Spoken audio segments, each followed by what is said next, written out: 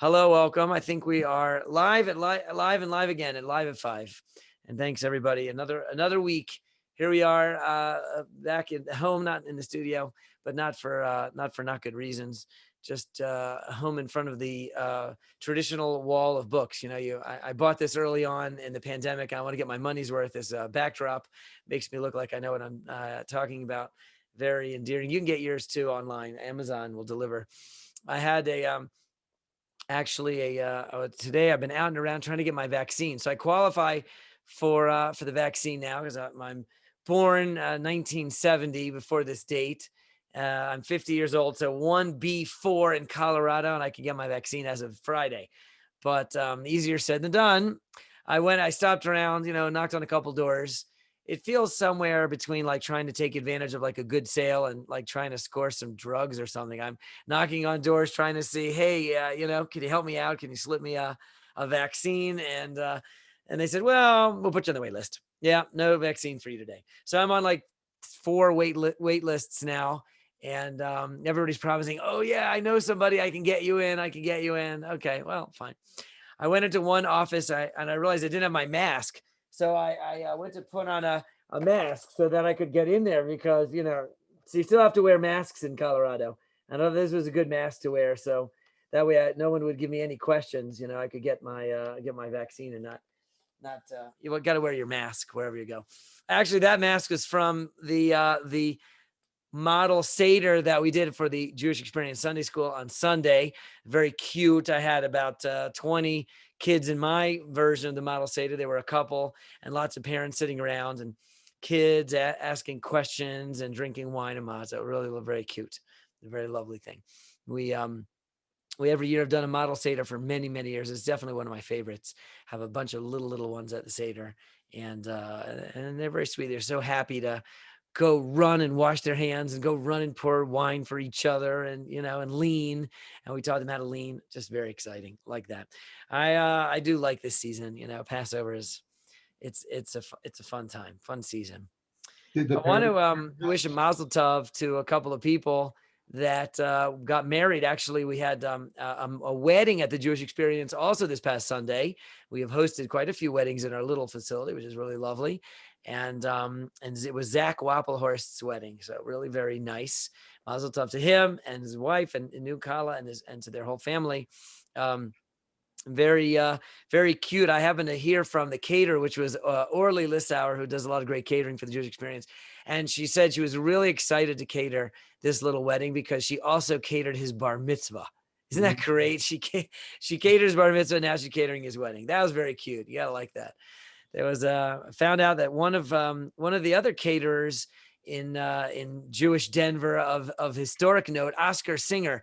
Maybe you've been to an event or you remember Oscar Singer, a Holocaust survivor from Eastern Europe himself, with a great attitude. He's got tattooed numbers on his arm, as many of them do. And I hadn't seen him in a long time. Found out he moved to the East Coast. But I was happy to hear that he's doing well, alive and well. And although he's not catering for us anymore, we miss him and wish him well. I also wanted to say, before we get into today's show a little bit more, I wanted to share our thanks to some of the folks that we really owe a debt of gratitude to. The Jewish Experience, of course, completed this time last week our once annual fundraiser, our online matching campaign. And the way that matching campaigns work is that several of our significant willing contributors make pledges in advance to match all the donations made during the actual online campaign. So it's like 24, 30 hours. All the donations that are made are matched, and those matchers have made pledges in advance. So of the, $500,000 in the fundraiser, the first 333 or so, 1/3, 2/3 actually of the whole total is really pre-committed by a number of individuals who are major supporters. I won't go through their names, but I really do want to just give a shout out to each and every one of them who contributed significantly, pledged significantly, and because of their generosity, everyone else was excited to contribute, and the campaign was very successful. It's always more fun when you can commit $1 and have 3 go up on the boards. It feels very good.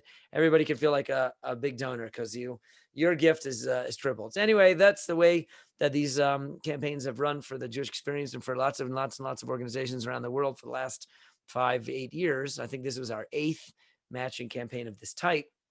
And again, really, it is everybody that makes it happen. It's collaborative, the power of the crowd.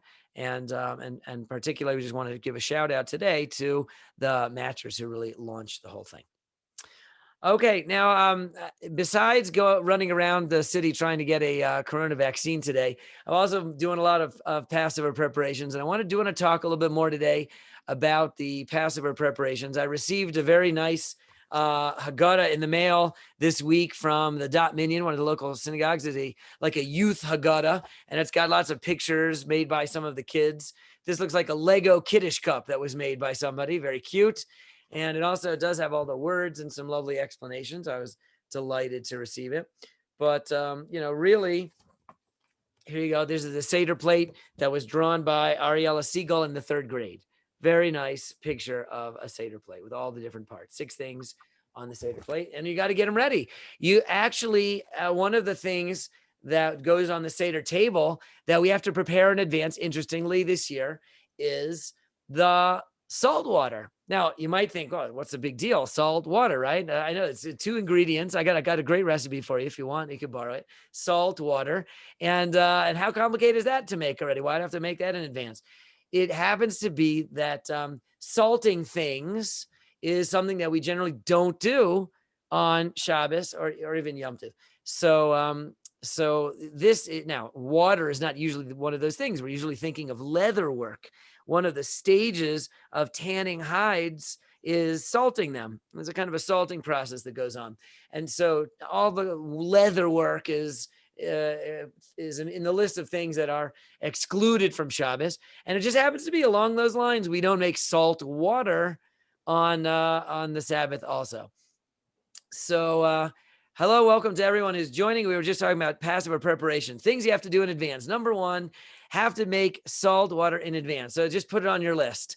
Shopping. Also, of course, we're going to do, last minute shopping is going to be tough this year since the day before the Seder is Sabbath. So you got to back up all your shopping, Passover shopping, and do it before. And a little bird from the Eastside Kosher Deli told me that backing it up a couple days, even before that, is a good idea, because don't show up at the deli last minute Friday afternoon expecting to find everything that you want for the Seder. There's a very strong likelihood that things will be all be sold out. That's what happens. We live out in Denver. A lot of the kosher for Pesach foods that we enjoy on Passover come from other parts of the country, East Coast, West Coast, Israel, wherever they come from. And we get 1 or 2 shipments in before Passover, and then that's it. Stuff runs out and it runs out. So my advice is that you should definitely go to that store or wherever you're going to buy your Passover stuff early enough. They can make sure and get muted. You want to get. Okay. Now, some of the other things that I like to do, are to make sure that you've got a good set of Haggadahs. When everybody has got their own Haggadah different than everybody else, it's hard to have an effective Seder together. Everybody's got to be on the same page, as the old adage goes. If we're not on the same page, it's not going to go so well. This one's going to be on question number 1. This one will be question number 2. It'd be terrible. So you want to make sure that you get a good set of Haggadahs. And I've made recommendations in the past. I'll just recommend it one more time. I happen to really like this one, the Art Scroll Family Haggadah. Nothing special, but great instructions. It's got little insights in red on the side, all the words you need in English and, of course, in original Hebrew, and little instructions that tell you, at this point, cover the matzahs. At this point, cover the Seder plate. At this point, fill up the next cup of wine. Really helpful. The Seder is nothing if it's not a formulaic evening. The word Seder means order, as if to say, do all of these things in order. And in fact, there's one of our great sages from Europe from a couple of centuries ago, the Vilna Gaon, as he's known, the genius of the city of Vilna, Rabbi Eliyahu Kramer. He actually said that I think he listed 67 different things that are to be done at the Seder. I mean, that's a vast list, I don't even know if I could rattle off all 67 of them. There are lots and lots of things, and they have to go in a certain order. And if you have a good Haggadah that lays it all out for you, very easy to follow instructions. So that's a wonderful way for you to have a good Haggadah is to get through everything. I do want to list a couple of things just so that you could have them off the top of your head. There are 5 mitzvahs that you're going to make sure that you're going to do on Seder night. Okay, we say mitzvahs, it means commandments. Like these are things these are some of the commandments. Now, some of them come directly from the Torah. Thou shalt, as it says in the Torah. And some of them today are things that we do by rabbinical injunction. That means that early in our history, thousands of years ago, the rabbis added a few things to make the Seder fuller and to flesh it out a little bit so that it's more successful. That's of course part of what means rabbinic leadership, and they added a few more. So let's go through those really quickly. Number 1, you have a divine commandment from the Torah, a mitzvah from the Torah, to tell the story of the Exodus. Okay. The word Haggadah that we call the little book that we read is from the word lahagid, means to tell, as if to say you're telling the story, recounting the story. And we would say it even if this year we're by ourselves for the Seder, or if we have people, whatever, we're even if we don't have children, if everybody knows the story, we have a mitzvah to recite the story and repeat it. And in fact, we are actually encouraged to elaborate on it, to add details, and to talk about it for quite a while if possible. Okay, the more that you can research and know the historic and traditional details that are told in the story, the better. That's mitzvah number 1. Mitzvah number 2, directly from the Torah, we also have is to eat matzah. We have a mitzvah to eat matzah. It says right there in the Torah, "Ba'erev tochlu matzos," in the evening you're going to eat matzahs, and that is speaking about the evening of the Seder. And you have a mitzvah right there to eat matzah. Now, just a word about that. Matzah itself is today, the matzah that we're familiar with is a very thin cracker-like bread. And when we say eat, we don't just mean taste. Tasting a little piece, a little teeny, doesn't count as eating. Eating means to ingest, like a meal, a little bit of it. And so the say, over time, we recognize with each different batch of matzah, each type of matzah, how much you would need to eat to qualify for having eaten something, as opposed to just a nibble or a taste, which really doesn't fulfill the requirement. So if you had a machine square matzahs, the kind that we get, I don't think Moshe ever saw a square machine made matzah, but we eat these square kind of things. And if you would eat a whole matzah, that would be amazing. 2/3 of a matzah for sure. So when you say, I'm going to eat matzah, that would mean in a short amount of time to take a matzah and to really sit and eat it. I'll tell you my own personal advice. And this was very cute at the model Seder I just did with the Jewish Experience Sunday School on Sunday. I gave everybody their matzah to eat. And as they were chewing, I said, okay, now don't say anything, just chew. I want you to close your eyes and imagine that you're in Egypt and you just got out of this terrible slavery. It's all over. It's all done. And you get wandering out with this special food that it's not challah because you didn't have time to make challah, but it's matzah because you just went out of there so fast because you're so excited to go. And these kids were sitting in there, closing their eyes, and they're imagining and chewing. And it's cute when little kids do that, but it's just as meaningful when you'll do it. That's what I recommend to people at their Seder table. Close your eyes and imagine, and you could go and eat that a lot more matzah than just a nibble. Make sure you get a good bunch down. So that way you can fulfill this divine commandment, thou shalt eat matzah. All year long, we eat a lot of stuff that's we're not told to eat by God Almighty. The one time a year he says eat, you think now you're going to diet? Now you could eat. Okay, go ahead and bubala, and have a good, healthy piece of matzah. So there are 3 more mitzvahs in addition to that, which are the rabbinically added ones. The first of those is to drink 4 cups of wine. Okay, 4 cups of wine or grape juice. Red is actually the preference, unless you don't have red or you really like white wine instead of red. Red is really the right color of wine. If you order a new couch and it's wine colored, you're not going to expect white wine colored. You're getting wine colored means red. So that's wine colored. So you want wine that's red if you can. Grape juice that's red if you can. And the 4 cups are based on the 4 facets of the Exodus that are described in the Torah. And the number 4, as we said a little bit last week on the show, 4 is a very prominent number in the Seder. You've got 4 questions, 4 cups of wine, 4 sons. There's a lot of 4s. And mystically speaking, 4 is a number which is the perfect number symbolic of gratitude. And gratitude is part of the, gratitude is the name of the game at the Seder. We are expressing our gratitude to God for all of the wonderful miracles, for having saved us from Egyptian bondage, and for having taken us to be the chosen people and given us the Torah. All of that is wrapped up and packaged in gratitude, and therefore it comes in 4s. So our sages say 4 cups of wine. And as opposed to taking 4 sips of a big cup, better to have a smaller cup, fill it, drink it, and refill it. It's really supposed to be 4 different cups, so you see clearly 4 cups of wine. You have to drink the whole thing, but have if you can drink the whole cup, better.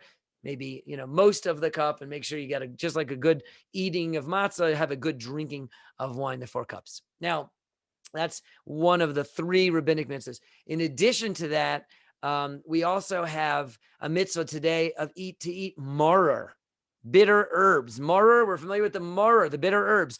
That is something which it does say directly in the Torah, thou shalt eat maror, but the commandment of maror is really tied with the mitzvah of eating the lamb from the Paschal lamb offering. And as in today's day and age that we unfortunately bereft of the temple and we don't have the Paschal lamb, the commandment of maror doesn't apply at a biblical level, but it does apply on a rabbinic level. So the rabbis did command us to have maror, and they should, and so we should have that.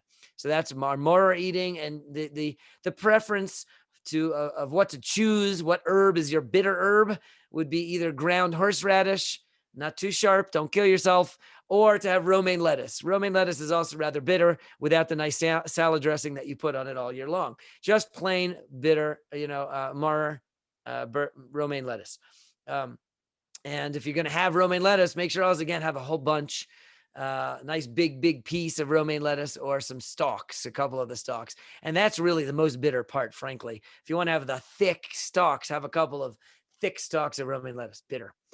The bitterness reminds us, of course, of the persecution, the slavery, the bitter period of our history that we're to recall how bitter it was when we were enslaved in Egypt. And mistreated and abused by the Egyptians. So that was a very painful and bitter time. And so we eat bitter herbs to recall that. That's the second. And the third of the rabbinic mitzvahs, the last one, with which we conclude the Seder, is to recite Hallel. Hallel is a part of our liturgy throughout the year that we recite on special occasions like holidays when the Jewish people have been rescued from our enemies. And so we have Hallel on Hanukkah, and we have Hallel on Passover, and we have Hallel on other festive days like Shavuos and Sukkot. Hallel is, in fact, a very, very, very appropriate part of the Seder, which is, unfortunately, I think my experience is it gets short shrift. Everybody's eating matzah, everybody's drinking wine, but I'm not sure if everybody is saying Hallel. And I'd like to just take a moment to point out that Hallel really is one of the important parts of a Seder, because at the end of the day, the goal of the Seder is for us to build up our emotional connection to the one who saved us and rescued us and took us out of Egypt to be his treasured nation, to God Almighty. We're supposed to build a feeling of love. We're supposed to felt beloved, and we're supposed to feel love in return. And the natural tendency of someone that you love You just want to, you just sing in their praises. I love him. I love her. They are so great. Wow. You can believe all of their great qualities and all the great things that they do. That's the natural tendency. That's the right way to speak about someone that you love, is to speak about them positively. So the two attitudes that we have in the Seder, we mentioned gratitude, and that's number one. And number two is praise, which is what Hallel means. Praise. We say, God, you are terrific. You're almighty, all powerful. You're compassionate, sensitive. You reached into the kiln of the Jews enslaved in the burning Egypt. You rescued us, and you gave us great wealth. You took great care of us. Had any one of those things, had you just done Dayenu, we would have been thanking you.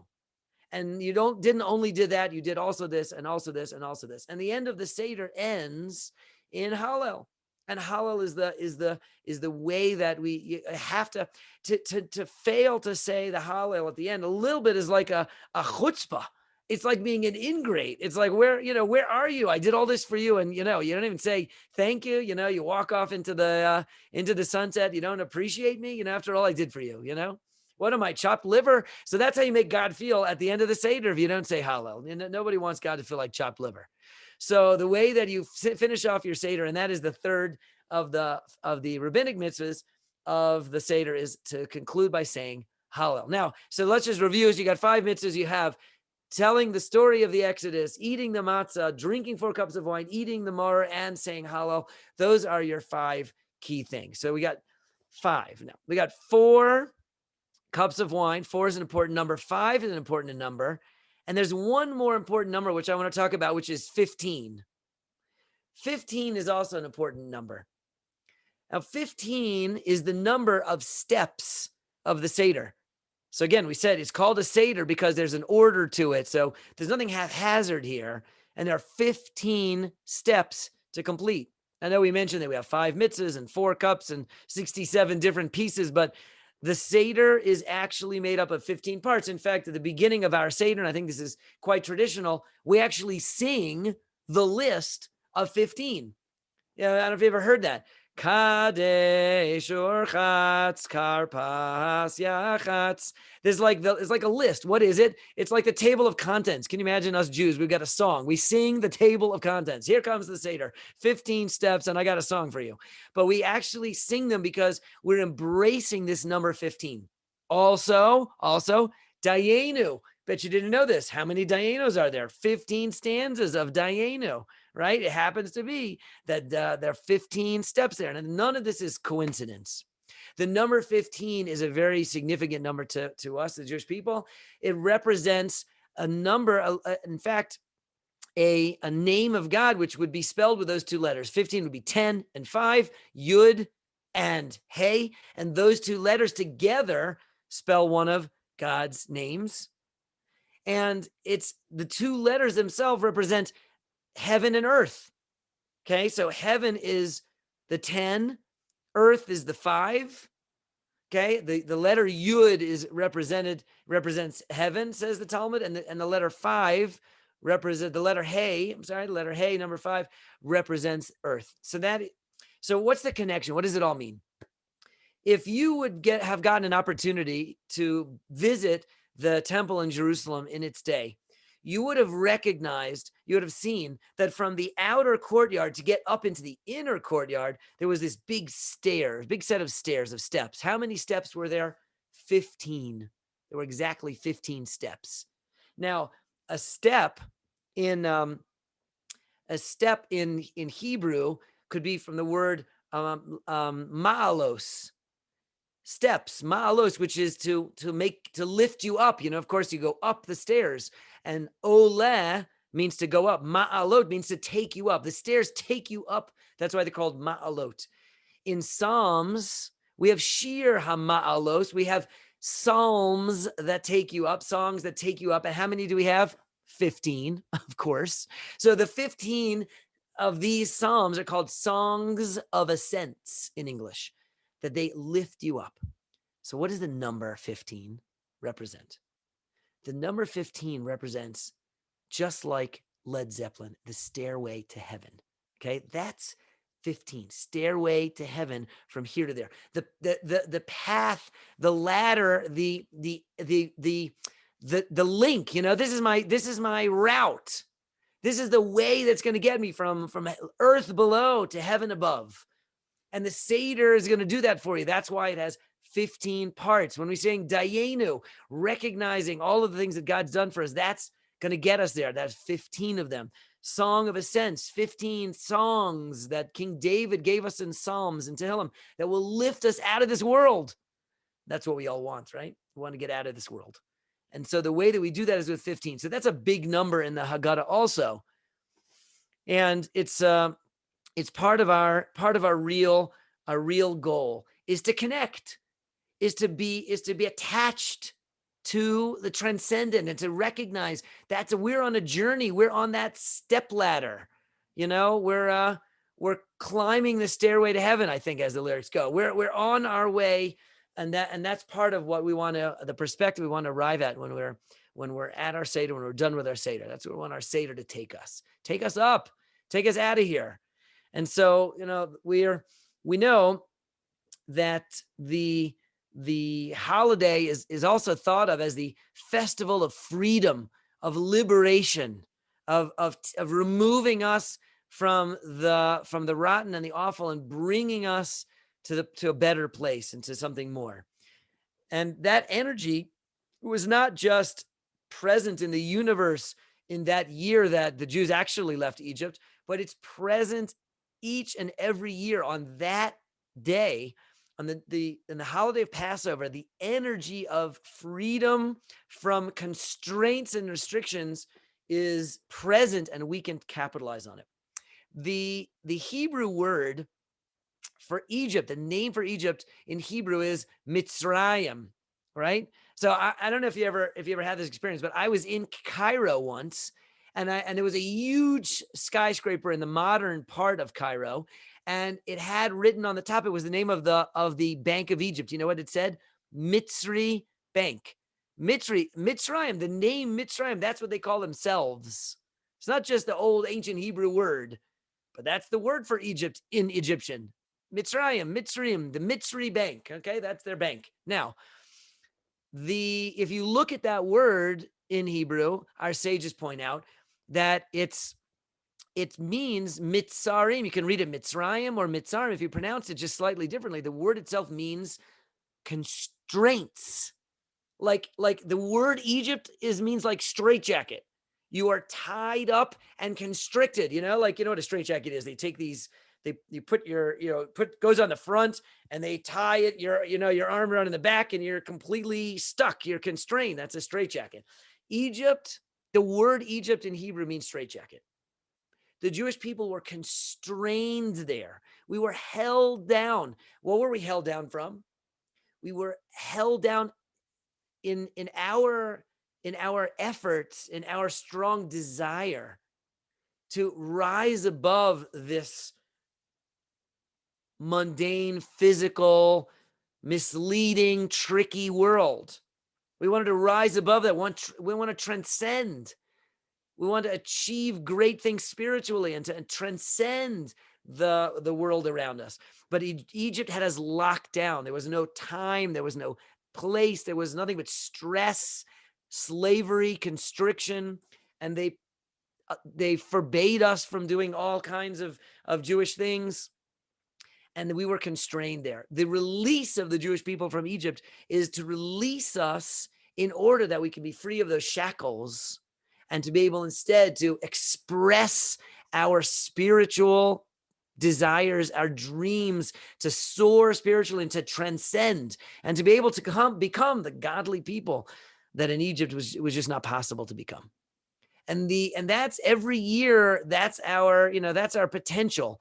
That's what Egypt affords us, an opportunity to tap into that energy of freedom from all that's holding us back so that we can really rise above. We can climb that ladder. 15 steps of the Seder are going to take us above, out of this. We're going to be out of this world, and we're going to finally ultimately connect to the reason that we've all been created and the inner desire of all of our hearts to be godly people, to to overcome all of the pettiness and selfishness and lowliness of this world, and to be great, to be spiritually great, to be holy, to be proud of ourselves, and to connect spiritually. That's the potential of the 15 steps of the Seder. That's what the number 15 represents. And I'm going to say Dayenu for today, folks. That's the end of our show. Hope you have a great day. Thanks for joining us.